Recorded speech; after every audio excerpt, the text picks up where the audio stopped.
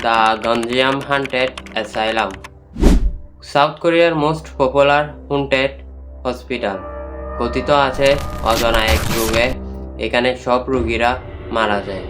তার কয়েকদিন পর ওই হসপিটালের ডিরেক্টর তিনিও আত্মহত্যা করেন।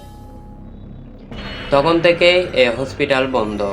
লোকমুখে শোনা যায় এ হসপিটালের সবচেয়ে ভয়ঙ্কর রুম হলো 402 নাম্বার রুমটি।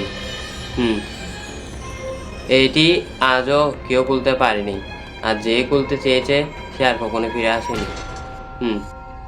তো 2022 সালে পাঁচ সদস্যের এক ইউটিউব দল যায় এটি তদন্ত করার জন্য। তারা বলে যে ওই 402 নাম্বার রুমটি তারা খুলবে, কিন্তু হঠাৎ তারা দেখতে পায় সেই দরজাটি নিজে নিজেই খুলে যায়।